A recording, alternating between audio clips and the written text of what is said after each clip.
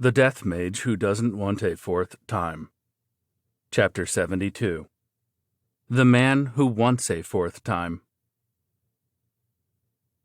"One person to start things off," whispered Rodkart, who had been watching events in Origin. Kaido Kanata had died. With his death, unrest had begun to stir among the reincarnated individuals gathered under Amamiya Hiroto's leadership. It was likely that some would begin to leave this organization soon. And soon at least half a dozen of them, perhaps even up to half of them, would lose their lives. Rodkart had taken a lot of things into consideration so they wouldn't die easily, but he hadn't made them invincible or immortal. There could be incidents where they would die at each other's hands, like Kanata had. At the very least, Kaido Kanata and Amamiya Hiroto would not be the only two who were unable to live out their natural lifespans in Origin.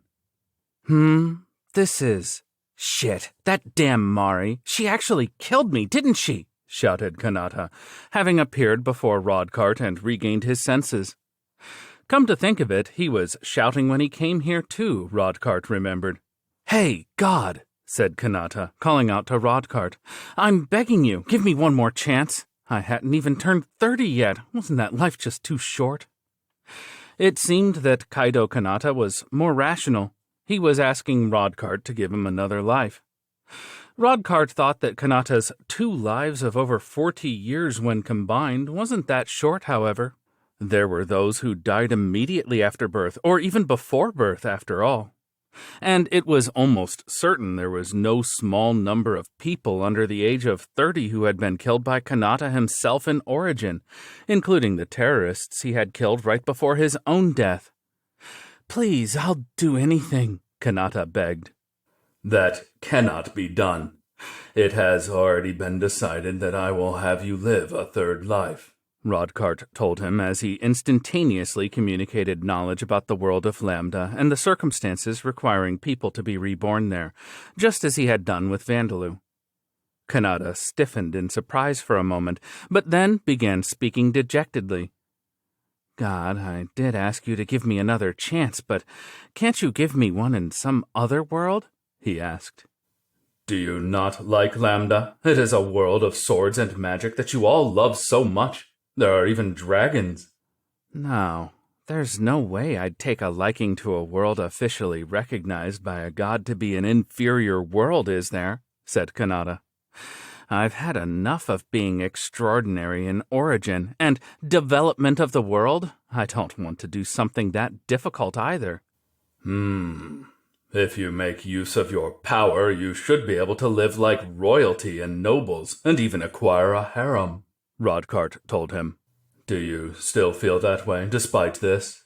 "Even if I live like royalty and nobles, there's no electricity or internet, is there? I'm not interested in a harem. I'd be satisfied with playing around with a single woman multiple times." Kanata was more disinterested in being reincarnated in Lambda than Rodkart had imagined. With that said, he had no choice. His reincarnation could not be prevented at this point. Wait, does that mean Mari is going to be reincarnated in Lambda as well?" asked Kanata. Strength had suddenly returned to his voice, but Rodkart had a bad feeling about this. "Yes." "Then this time I'm going to kill that woman. I'm not going to let my guard down. I'm definitely going to have my revenge." So, this is how it turns out in the end, Rodkart thought with exasperation. With the memories and personality of previous lives preserved, the grudges of the previous lives seemed to follow them as well. With that said, if either their previous memories or their personality was erased, their minds would become unstable. If both were erased, there wouldn't be any point in reincarnating them at all.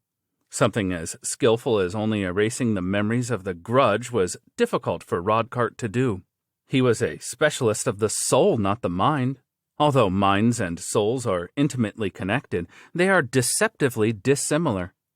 As Rodkart had programmed the series of reincarnations when the 100 people had died on Earth, it wasn't even possible for him to take his time to erase memories now. However, this might be perfect. Unlike Vandaloo, Kanata had only one target for revenge, and Rodcart had a problem that needed to be taken care of swiftly. Perhaps it would be even easier to request this of Kanata because of his overflowing murderous intent. "Before that, I have something I want to request of you," said Rodcart. What is it, God? I, Kanata-sama, first casualty of the Bravers, will do anything you wished for, as long as it isn't troublesome. "No, you are not the first to perish among those who reincarnated in that world," Rodcart told him. "The first casualty was Amamiya Hiroto."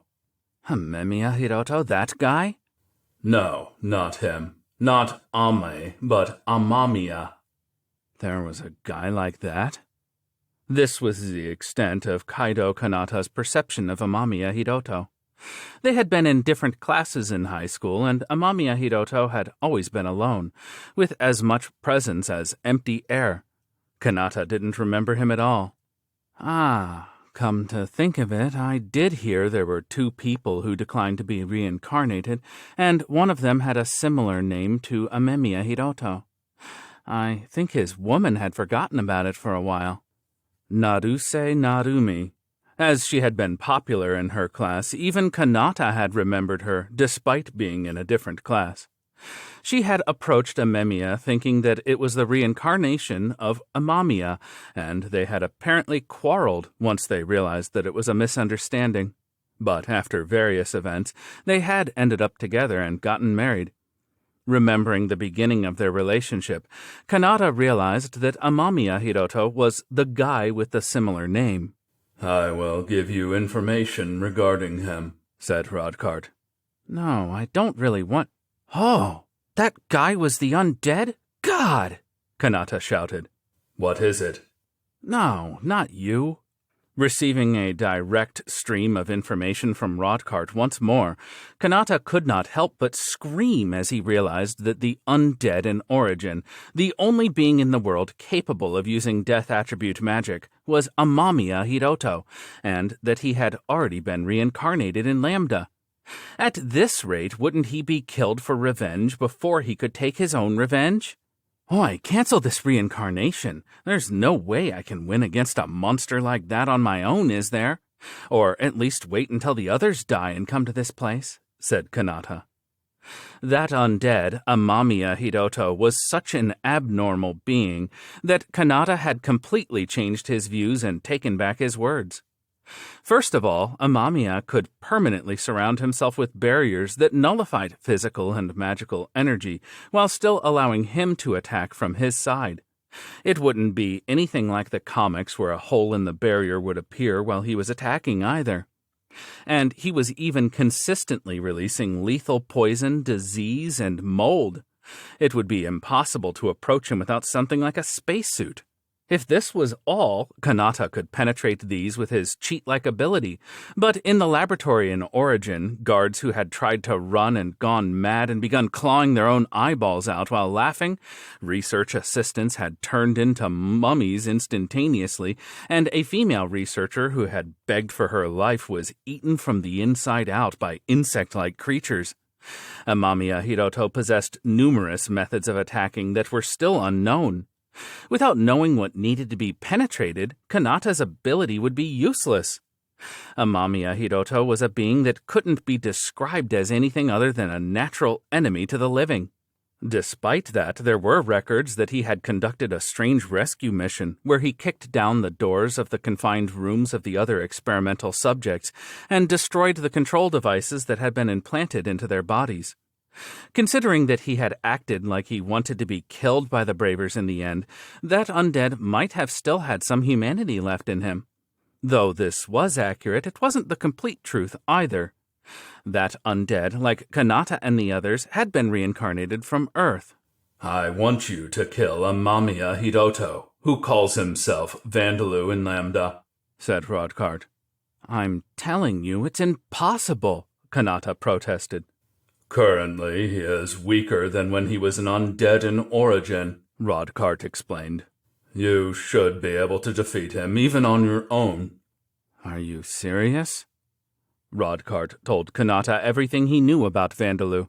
But as it was clearly inadvisable to tell a mortal being about the existence of the Turkle of Transmigration system, he kept quiet about Vandaloo's ability to break souls. He decided to use the fact that Vandaloo wanted to kill all of those reincarnating on Lambda as the reason he wanted Vandaloo dead. Also, it would be problematic if he starts to feel afraid again upon hearing that his soul could be broken. This was part of Rodkart's calculations as well.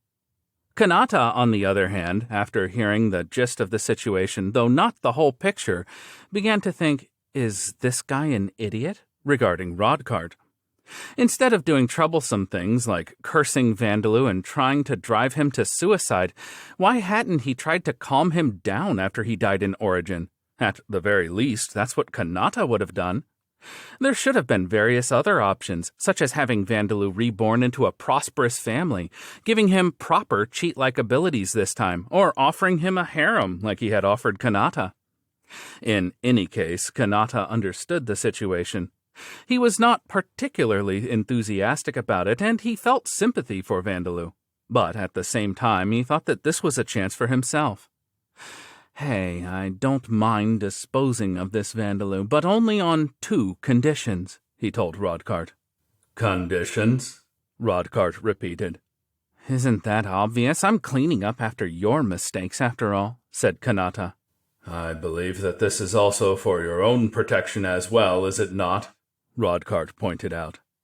I don't really mind begging him to spare my life. I'll lick his shoes or feet and say, I didn't know anything. Nobody could go against Amemiya Hiroto and Endo Koya's orders. I'll tell you anything you want to know, so please just spare my life. If I do that, he'll probably forgive me, right? He seemed quite kind, too. Vandaloo had rescued the other experimental subjects. No matter how Kanata looked at it, he was probably a soft-hearted person. Upon hearing Kanata say this, Rodkart stayed silent for a few moments, and then prompted Kanata to continue. What are your conditions? Rodkart asked. First of all, I want a reward, said Kanata. If I dispose of Vandaloo successfully, reincarnate me on Earth or another world with a similar scientific civilization. A world without magic or monsters, with my current memories and personality. Of course, I mean excluding Origin. Make it so that I'm born into a rich, blessed family. Also, I want to be a man with unrivaled, handsome looks this time. So, you are asking me for a 4th life? Rodkart asked. But does that not mean that you have to die on Lambda? Then I just have to die, right? After I dispose of Vandaloo, I'll just hurry up and die as well. I have no interest at all in living a life in an inferior world. Once I do my job, I'll kill myself right away, be reincarnated in a pleasant world similar to Earth, be a son of a rich, distinguished family, and live an enjoyable life until I die. I'll take my sweet time, while the others are doing their hardest to live in a piece of shit world. These thoughts of Kanata's were clear to Rodkart, but Rodkart had little interest in his thoughts and didn't feel the need to blame him for having these thoughts either. This was because Rodkart knew that Kanata had not contributed much to the development of Origin, so he wouldn't be of much use in Lambda either. Kanata was simply a single disposable card with nothing but his abilities in battle. As long as he could solve Rodkart's problems, his life was a small price to pay. And the reward that Kanata desired was the kind of reward that Rodkart could easily give him. Very well, said Rodkart. I promise you that reward. So what is your other condition? He asked. Your backup, of course, said Kanata. Make it so that I'm reincarnated into Lambda with an adult's body. Instead of reincarnating normally? Of course. How many years are you planning to wait before having this job completed? Even with Kanata's abilities in combat, including his particularly exceptional ability when fighting other humans, it would still be impossible for him to complete this request with the body of a baby or an infant. It would take over a dozen years for him to become able to move and act freely away from his parents, possibly even up to 15 or 20 years. But if he had an adult's body to begin with, he would have an advantage over Vandaloo, who was still a child. He wouldn't have any troublesome parents, so he would be able to act freely. And having to live for over a decade in such an inferior world was something that Kanata wanted to avoid. Very well, said Rodkart. I will have to use some of my power, but it's not impossible. Even considering the aforementioned benefits, this would cause problems for Rodkart, and he would normally be reluctant to do it, but there was no choice. Well then, I'll need resistances against poison, disease, and the death attribute as well, said Kanata. Also, if by some tiny chance I get killed, recover my soul quickly so that I don't become an undead. Things have been arranged so that the souls of you people, those that I reincarnated, will always return to my side, said Rodkart. Amamiya Hiroto's transformation into an undead was an exception caused by his own magic. I will make it so that you can acquire resistance skills against poison, disease, and the death attribute. As a resistance skill against the death attribute is normally impossible for humans to acquire, the maximum I can give you is a level 5 skill, however. Skills? Kanata repeated. In Lambda there are skills and jobs, and you can see those displayed on your status, Rodkart explained. What the hell is that? It's just like a game, isn't it? Said Kanata. Isn't it because you're playing around like that the world isn't developed? So, is there anything else you need? Rodkart asked, ignoring these words. Equipment, I suppose. A gun, a knife. Wait, said Rodkart. It is impossible to take things that do not exist in Lambda. Are you serious? I can't even just take one sniper rifle? Why did you think that I would allow this? Kanata clicked his tongue loudly, having thought that it would be easy mode with a long-distance sniper shot. But even Rodkart had no choice but to refuse this request. In the first place, if such a thing was even possible, he would have sent items from other worlds to Lambda in large quantities long ago. He wasn't doing so because it was impossible with the power he possessed. In the end, Rodkart was nothing more than the god of the circle of transmigration. Then can I at least ask for some clothes? Said Kanata. Surely you're not going to tell me to be reborn completely nude. Everyone is normally born naked, Rodkart pointed out. But I understand. I will adjust things so that they work out. Now then, you must encounter Vandaloo, so your destiny must— Stop right there, said Kanata, interrupting him. Adjust that destiny thing, too. Give me something like a radar so I don't encounter him at a time that I would never expect. So many requests, Rodkart thought, but he acknowledged this request anyway. In fact, an adjustment like this wasn't very difficult to make. A radar that detects the owner of powerful death attribute mana and an altered destiny so that you encounter him. I shall make that adjustment. All right. There are no more problems now, said Kanata. It seemed that he was out of requests. Now then, I shall have you reborn in Lambda, said Rodkart. After you are reincarnated, I recommend that you register at the Adventurers Guild or some other guild, acquire a job, then learn how to use skills while increasing your level and attribute values. I'm telling you, I don't need to play around with that stuff. I'll get rid of him quickly even without doing that, said Kanata as he was reincarnated. In front of the people of the second cultivation village, with various items prepared in front of him, Vandaloo began cooking. He felt like he was teaching them how to prepare 3-minute meals. The first things you need to have ready are goblin meat and gabubu grass, Vandaloo told them. You can use any part of the goblin, whether it be the chest, legs, or the heart, and you should try to have at least 1 whole goblin's worth. Their livers are fine as well. As for gabubu grass, an amount equal to half the weight of the meat you're using is just right. As he pointed to the mountain of goblin meat and gabubu grass, the villagers let out groans of disgust. Although the meat of humanoid monsters such as orcs was eaten in Lambda, goblins and gabubu grass were not even considered low-quality products. They were simply garbage to be thrown out. The villagers could not be blamed for reacting this way. Next, grind the gabubu grass, Vandaloo continued. During this process, the grass lets out bad-smelling juices that leave stains on clothes, so take care not to dirty yourselves. I have prepared a special mortar for crushing gabubu grass in this case, so I will be using this. There was a stir in the crowd as Vandaloo brought out a mortar that he had made during the night, using golem transmutation. They were surprised by the fact that this mortar that even an adult would have a hard time carrying around was being lifted easily by Vandaloo, a child. But Vandaloo interpreted this as his mortar being popular. He mashed the gabubu grass, the unpleasant-smelling juices gathering in a bucket that he had placed beneath the mortar. After that, cut the goblin meat into appropriately sized pieces. I don't have a blade, so I'll be using my own claws. But I've cleaned them properly, so rest assured, said Vandaloo, cutting the meat with his claws. The villagers groaned once more. After the meat is cut, place it in a barrel with the grass juice, he continued. In this case, let us take care to make sure that the meat is submerged in the grass juice. Place a lid on top, leave it for a day, and it's complete. For this demonstration, I have prepared the completed product.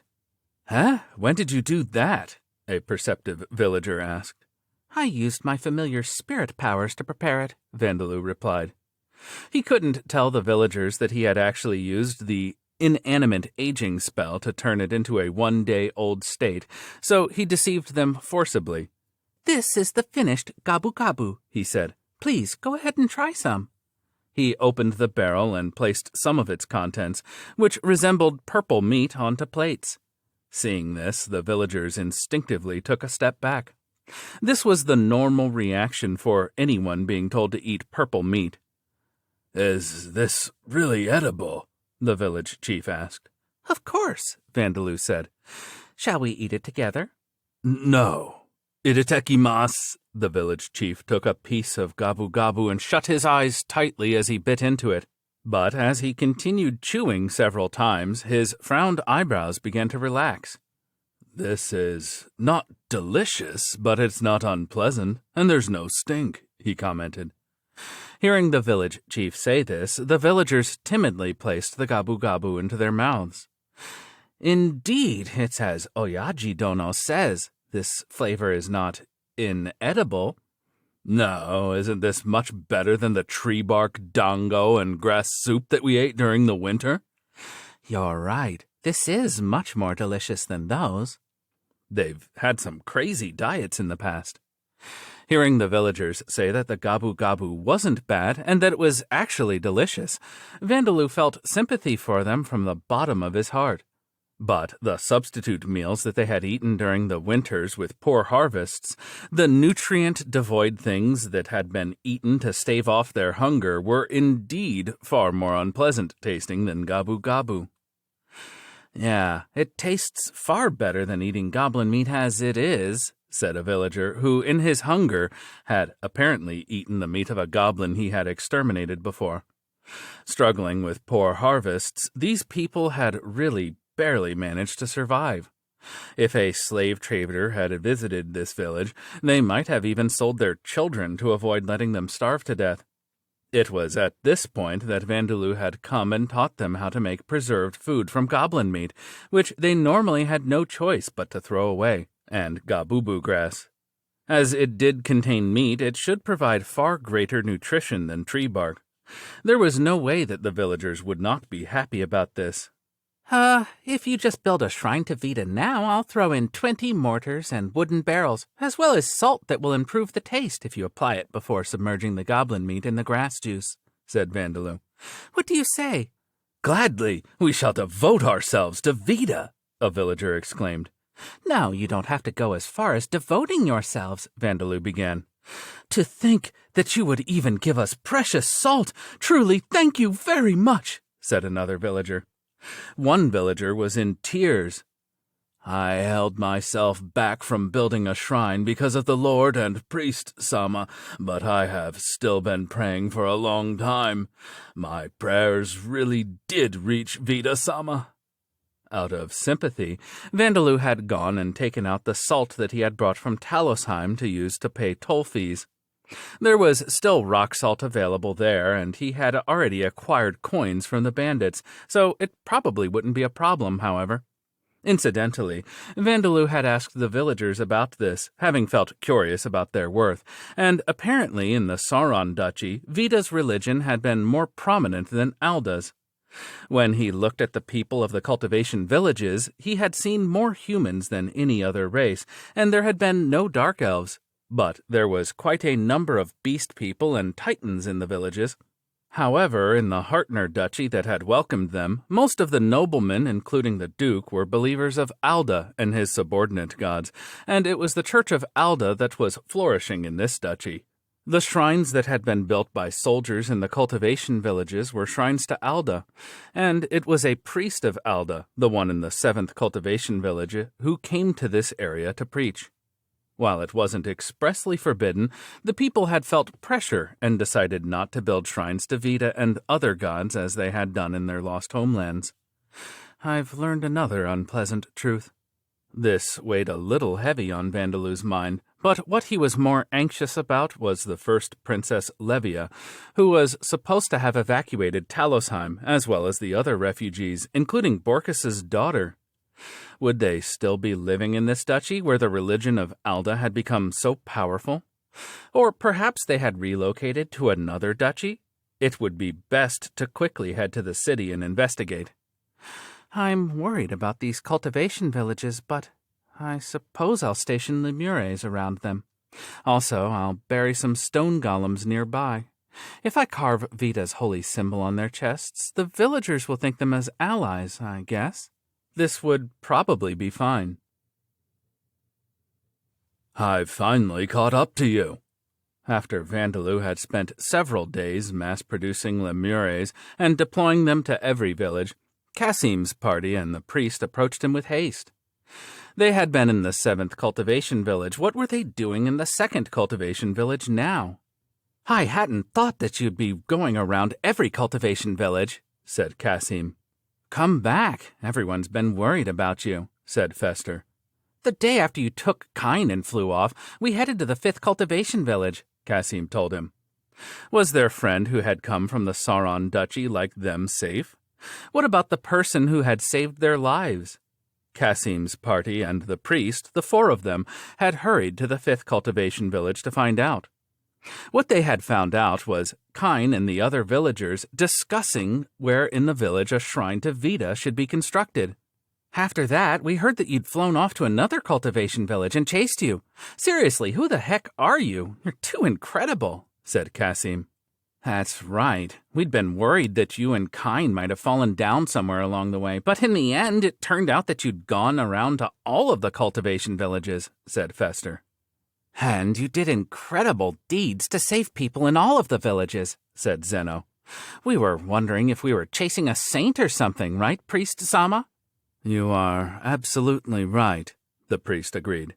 He was wearing a strangely stiff expression as he wiped the sweat from his forehead with his sleeve. He showed more human weakness than when he was wearing his shallow smile.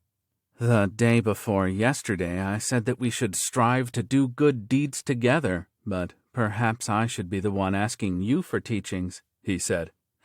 How in the world did you cure all of the villagers of disease, heal a burn that would be difficult to treat even with specialist healing techniques, and dig a well in the blink of an eye? I have also heard that diseases were cured by holy droplets produced by your hands. Please, tell me. Wow, I did some amazing things, didn't I? Vandaloo thought, now that the priest was asking him all of these questions. He did think that calling the eye droplets that he had secreted from his claws holy droplets was an exaggeration, though.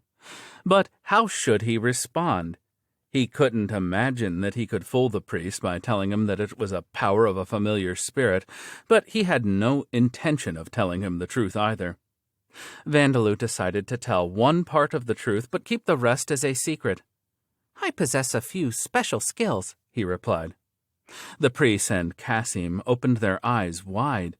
By special skills, could you possibly mean unique skills?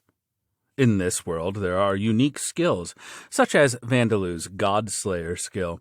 They are various kinds of special abilities and talents, and they are extraordinarily rare. To put it in a ratio, about 1 in 10,000 people possess one. The priest and Cassim's party had misunderstood, thinking that Vandalu's various deeds had been possible through such a characteristic skill. "What kind of skill could that be?" the priest asked, leaning forward in excitement. But Vandalu shook his head. "I'm someone who is planning to establish myself as an adventurer, so I cannot tell you," he said. "Do not say that, please. Tell me," the priest insisted. "I will keep your secret." "You can't, Priest Sama." Cassim and his friends stopped the priest from persisting in his questioning. "For us adventurers, we make money through our bodies," said Fester. "Forcibly asking someone to divulge their skills is a breach of etiquette." "That's right," said Zeno.